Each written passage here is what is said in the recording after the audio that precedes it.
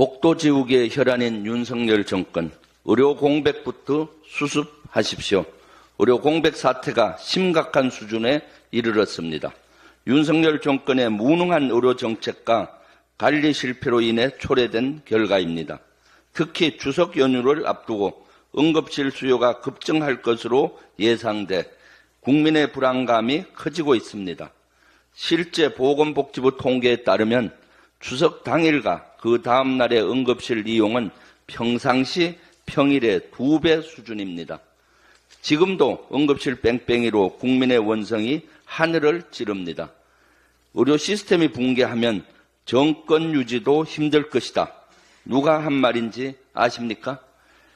낙상사고 후 22곳의 응급실에서 진료를 거절당한 김종인 전 국민의힘 비대위원장의 말입니다. 범여권 인사가 이렇게까지 말할 정도면 윤석열 정권은 엄중하게 받아들여야 할 것입니다.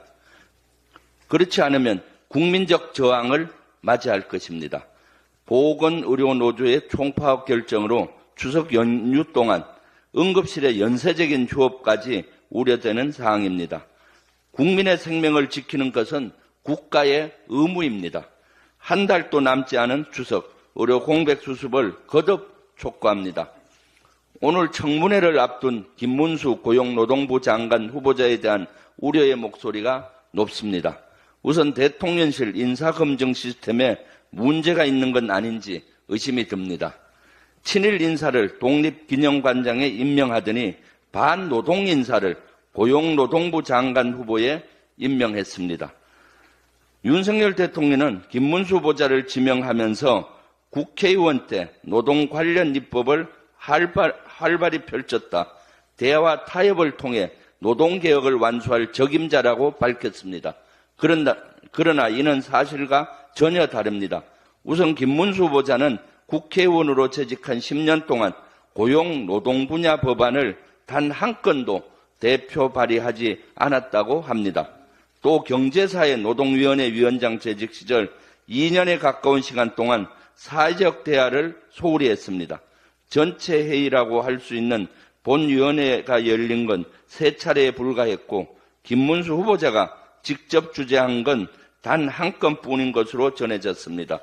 그런데도 김문수 후보자는 청문회를 앞두고 제출한 국회 답변서에 사회적 대화로 해결한다는 표현을 51회나 사용했습니다.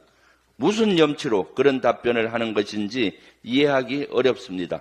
김문수 후보자의 역사감과 또한 논란입니다. 일제시대엔 나라가 없었다며 뉴라이트 옹호 발언을 했습니다. 제주 4.3에 대해선 좌익들의 폭동이라고 주장했습니다. 또 한반도기를 가리켜선 사탄이라고 말했습니다. 특히 일본은 초광대국이라며 반일은 망국의 길이라고 했습니다. 친일을 넘어 숭일하는 정권이야말로 망국의 길 아닙니까? 독도를 지우고 역사를 지우고 윤석열 정권은 또 무엇을 지울 셈입니까?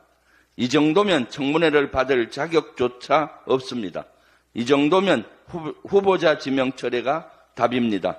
염치가 있다면 자진사퇴하십시오.